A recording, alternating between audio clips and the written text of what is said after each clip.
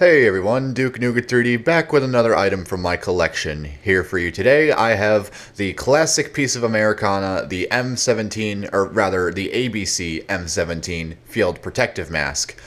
The M17 series were designed as a lighter weight replacement for the M9 and M9A1 masks from the Korean War era.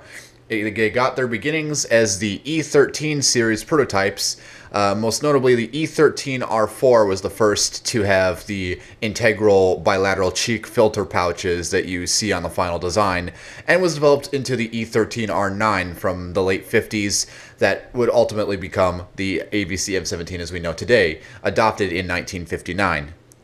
The ABC-M17 was unique in that it was the first gas mask to use internal bilateral cheek pouches, as I mentioned before, so that a external heavy canister was not needed. It was designed to be more streamlined, to fit the user's face better, and not get in the way of a rifle when shouldering, and also to be ambidextrous for this purpose, as unlike the M9, M9A1 masks, you had to produce two separate left and right-handed masks. The M17 saw a very lengthy lifespan with the U.S. military. It is one of our longest running standard service protective masks, lasting from obviously 1959 to the mid 1990s. But by then it was mostly a training mask. The ABC-M17 saw use throughout Vietnam and was used primarily as a training mask starting sometime after 1966 when the M17A1 field protective mask began replacing it. The ABC-M17, as I said, was pretty much just used for training after that point on until the 1980s when it was pretty much just phased out of service completely, and the only other people who used it were the National Guard at that point.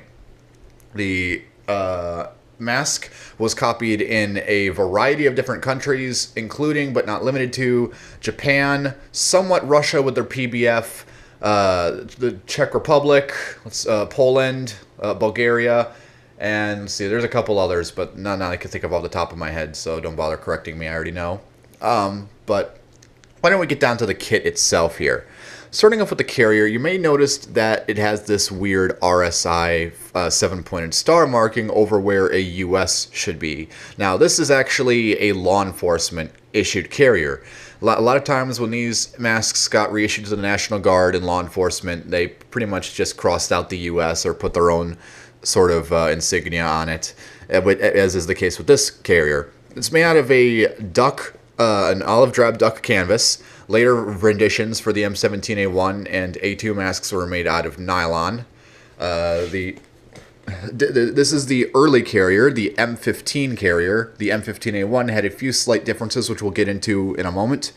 You see mask, protective field, ABC M17, and for those who don't know, ABC means atomic biological chemical. This was before NBC. You have a size medium stamp, and then ECP, which I assume is the manufacturer of the carrier. The outside of the carrier here has two plastic reinforcement plates to add a little bit of protection for the mask and some rigidity for the carrier in order to facilitate easier removal and replacement of the mask inside.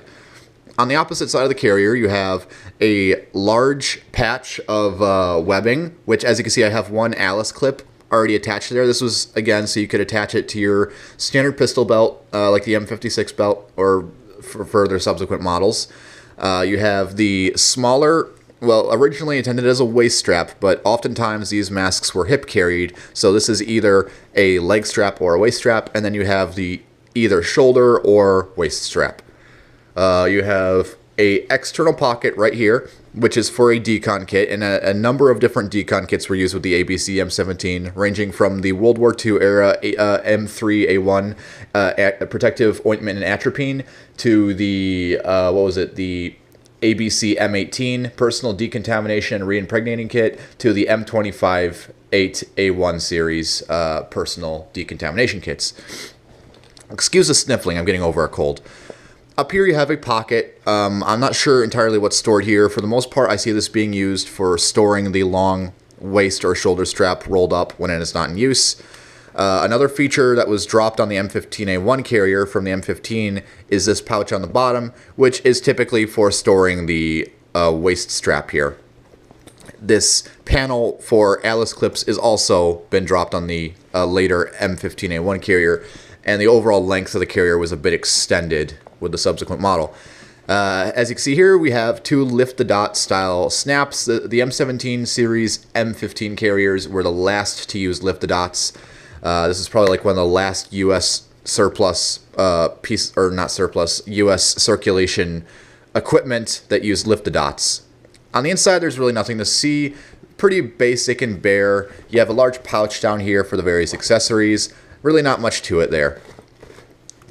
Moving on to the accessories, you have your typical operator's manual for the ABC-M17 and M17A1, A2 masks. This is a later manual dated in March 1983. I assume they had something different from the earlier periods where the original ABC-M17 was issued, but this is what I have on hand.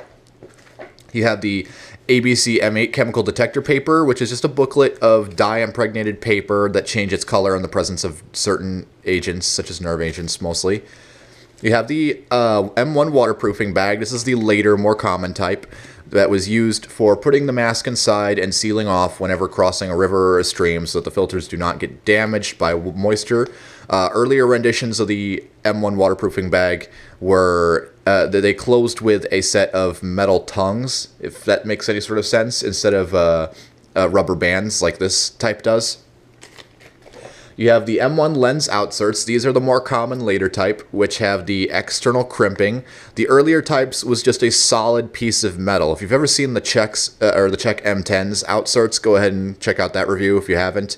They're sort of like that, except built like this. This is all in black rubber and black painted metal. The earlier type, as I said, just completely smooth metal. There's no crimping. It's completely rolled over. But those, again, that's the early type. This is the more common, later, more common production type. Next up, we have the hood. Now, this hood is interesting because there were several different types of hoods for the M17. There was the ABC-M6, which is not unlike this, except it does not have a zipper, and it does not have extra Velcro, all this extra Velcro here. And then you have the M6A2, which is basically what this is, except the M6A2 has a leather tab, whereas the original M6 has a metal slider similar to this. However, this one, despite its metal slider, is built in the configuration of an M6A2 and is labeled as such, as I'll get to the markings here. A hood, CBR mask, M6A2. So a lot of people, a lot of different collectors like to call this hood the M6A1 for the purpose that it is built using stock M6 parts, but it is built in the configuration of an M6A2. But since it is officially called an M6A2, I just like to call it the transitional M6A2, since it is not like your typical standard M6A2. Forgive me, I keep saying that a whole lot, but it is used with earlier parts. You have the holes for the eye lenses here. You have little lines to line up with the dots or mold marks on the facepiece for proper alignment. You have the opening for the C13 voice emitter / outlet valve assembly, where it is elasticated on the bottom, and you have these two little tie cords for securing it. You have the openings for the filter inlets. And with the M6A2, you have this zipper that goes all the way down from the voice emitter opening for ventilation, and this can be basically folded back with this Velcro. You have two underarm straps, which is typical. Place it on the Velcro. And that's really all there is to it. There is also oftentimes a loop on the back of the hood, which is missing here. As you can see, it's been patched over. There sometimes is a loop on the back of the hood for securing the neck drawstring, because oftentimes the neck drawstring will like to go over the front of the face piece and get caught. But for whatever reason, I see a lot of M6 and M6A2 hoods that have this rear loop cut off for whatever purpose. Doesn't make any sense to me, but whatever. And without further ado, let's get onto the mask itself. Very good design. I mean, design-wise, it's not a very good design, but construction-wise, it's very well built. The problem with having an internal cheek filter mask is obviously the inherent problem of changing the filters in an NBC situation, which is impossible. The filters had a very short lifespan of about 2 to 3 hours. Correct me if I'm wrong, that's what I've heard. But aside from its inherent filter issue, it was an alright mask. You have the semi-triangular lenses. These are not like your typical World War II style triangle lenses. These are more of an oblique elliptical shape than before, which I'm not entirely sure why. I guess they were trying to improve vision or field of view, but doesn't really make that much of a difference to me. You have the markings on the top of the facepiece. You have United States and medium size. The ABC-M17 was made through size small to large, and I don't really see too many larges out there. You have a manufacturer's roundel clock. If the camera picked that up, usually the camera does not pick these up very well. I apologize. Mine is dated 1967, made by Mine Safety Appliances, or MSA. And you have 1967 MSA on the C13 voice emitter / outlet valve cover. You have the main voice emitter exposed, and then on the bottom you have the vent holes for the outlet valve, which can be exposed by pulling that up. The filter inlets essentially just snap off from the filters, which I'm not going to demonstrate how to do because these get stuck and are a big pain in the butt to deal with, so I apologize. The head harness is your typical C8R1, very similar to the earlier C8. I'm not really sure what the difference is entirely. The M9 series used the C8, whereas the M17 used the C8R1. Not much to say. The M17 is interesting in its harness design in the aspect that it retained the older World War II style temple bridges, but it was sort of an updated design, whereas the World War II era temple bridges were molded into the mask as one piece of rubber. The M17 uses this weird pin, a temple pin, that goes through these two bars on each side. I don't understand what this is for, why they couldn't just make a temple bridge. Maybe it was too difficult to mold. I have no idea. I don't even know why this is necessary. The temple bridges were completely dropped with the MCU2P and M40 series masks, and the US is the only country I know of to use temple bridges. I'm not sure why we needed these. It doesn't make any sense to me, but nevertheless, they were there. You have a serial stamp on the side of the facepiece. You see 2036812622. That really doesn't mean anything to you guys. It's just a serial stamp. And that about wraps it up for the outside, so let's take it off the head and move on to the inside. Now give me a moment here while I flip the harness around. Okay, so as I've mentioned before, the interior of the M17, well, not mentioned before in this video, but in previous videos, the entire interior of the M17 is completely smooth black rubber. This is natural latex rubber. I think I've heard that later variants of the M17 were blended with some sort of artificial rubber, like it was a latex butyl blend, but I'm not entirely sure. It feels pretty much like natural rubber to me, so who knows. Oftentimes you'll see the nose cup valve discs of like a semi-transparent yellowish rubber, but these ones are black for whatever reason, which is kind of interesting. You have the cheek filter access flaps here, which are undone by unbuttoning the nose cup and then unbuttoning two other buttons. I'm kind of being redundant here. You can see the the outlet valve and voice emitter throughout the back of the nose cup there. Prying back the nose cup, if I can do that, you can see the two TSO deflector tubes, which are integrated into the facepiece, as is common at this point. And unlike earlier masks the US used, there are no harness rivets.